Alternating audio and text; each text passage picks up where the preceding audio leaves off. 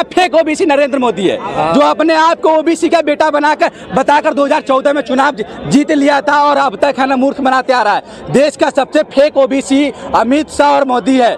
दलित को किसी को राष्ट्रपति बना देता है। श्रीमती द्रौपदी मुर्मू को दलित के वोट लेने के लिए राष्ट्रपति बनाया, लेकिन संसद भवन का जब उद्घाटन हुआ उसमें दलित जाति तो क्या वो अशुभ हो जाता।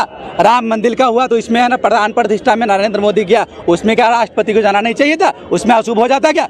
सिर्फ वोट लेने के लिए और जुमला बोलने के लिए दलित ओबीसी को आपस में है ना वोट लेने के में हिंदू बना देते हो, बाकी बात वो अछूत है। भैया 9 साल बेमिसाल था, लेकिन मुद्दा उसका अलग है।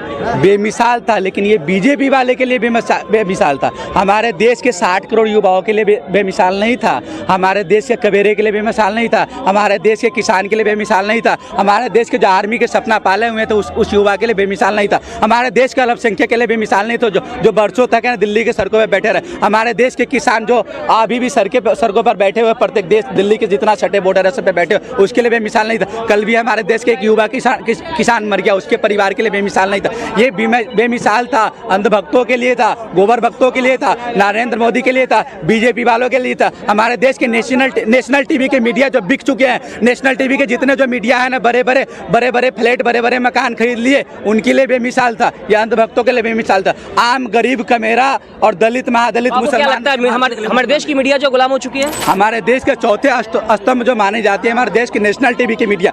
आज हमारे देश में अगर यूट्यूब पत्रकार नहीं होता तो देश के किसी भी लोग के पास देश की सच्चाई नहीं पूछ पाता। हमारे आपके जैसे आम साधारण लड़के के पास कोई नेशनल मीडिया खड़ा नहीं हो सकता। हम आप अगर बीजेपी के एक शब्द विरोध कर दे तो बीजेपी के मीडिया जो जितना नेशनल टीवी के मीडिया वो माइक उठा के चल देंगे। सुधीर चौधरी का नाम भी देखा होगा, सबसे बड़ा प्लेटफॉर्म है, लेकिन उनका क्या हक बनता है कि वो उनकी एक तरफा बात रहती है, एक तरफा बात रहती है उस बंदे की। वो बंदा ये पूछता है कि ये बताओ कौन कौन मोदी को पसंद करता है। अरे तू कौन होता है इस बात को पूछने वाला? भाई जनता तय करेगी, तेरा काम है खबर दिखाना, तेरा काम ये नहीं है कि 2000 के नोट में चिपने के लेगी। तो उस बार भी झूठा था, अभी भी झूठा है। और मीडिया बिक चुकी है, पूरी तरह की बिक चुकी है। सिर्फ यूट्यूबर हैं जो रह गए हैं, आप जैसे भाई हैं जो लोगों की आवाज पहुंचती है, बाकी हर जगह आवाज दबाई जाती है। लेकिन मोदी तो एक ब्रांड बन चुके हैं सर। वो ब्रांड उन लोगों के लिए है। कौन देखिए बनाया कौन?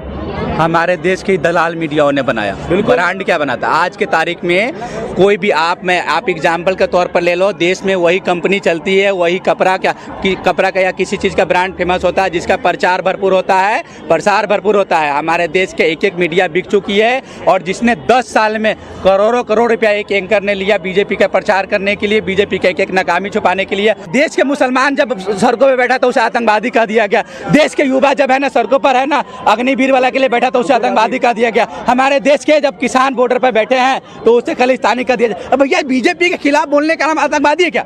हम बीजेपी के खिलाफ जितने लोग वो आतंकवादी है क्या? लेकिन राहुल गांधी कह रहे हैं कि अगर उनकी सरकार बनती है सत्ता में तो वो अग्निवीर योजना जो 4 साल का है उसको जो है परमानेंट कर देंगे। बिल्कुल खत्म करने की बात की है। अग्निवीर योजना को खत्म करेंगे, परमानेंट जो था परमानेंट। वो सर सबसे ज्यादा मेहनत फौजी करता है, कब कहाँ पे गोली खानी पड़ता है वो फौजी को पता होती है, ठीक है। सबसे ज्यादा मेहनत वो करता है, उसी की तुमने सब कुछ छीन लिया। 4 साल की नौकरी के बाद कोई पूछता नहीं है यहाँ पे। 4 साल आप सर्विस देख के आओगे, बेरोजगार हो जाओगे, आपको कोई पूछने वाला नहीं होगा। ना आपकी घर में इज्जत रहेगी ना बाहर इज्जत रहेगी।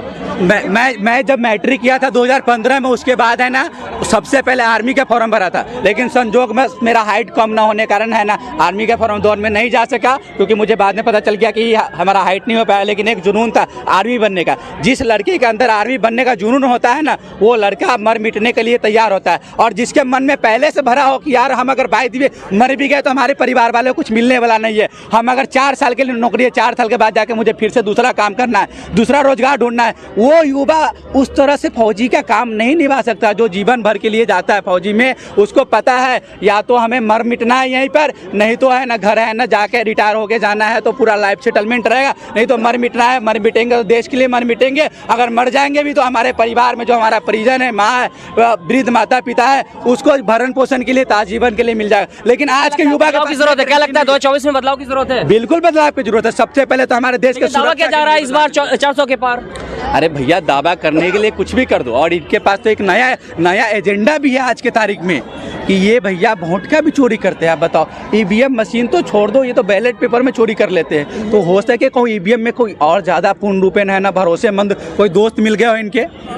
इनके इजराइल में कोई और दोस्त मिल गया होगा जो सॉफ्टवेयर इंजीनियर हो, जो हैक करने का और बेहतर तरीका से हाल जानते हो, ये भी कॉन्फिडेंस है। चोर के पास बहुत भयंकर कॉन्फिडेंस होते हैं। अरे भैया, मोदी जी के सामने कोई विकल्प नहीं है। मोदी जी आप ही देख लेना, आप चुनाव के 2, 3, 4 महीना बचे हैं। मोदी जी अब देश में कोई ऐसा मुद्दा ढूंढेगा कि या तो हिंदुस्तान पाकिस्तान हो जाए, नहीं तो किसी कोई बड़े राज्य में बड़ा सा दंगा हो जाए कि एक लोगों को मेंटली रूप से है ना अपाहिज बना दिया जा सके कि तुम हिंदू के नाम पर वोट दो, कि मुसलमान तुम्हें सता रहा है, हिंदू के नाम पर वोट दो।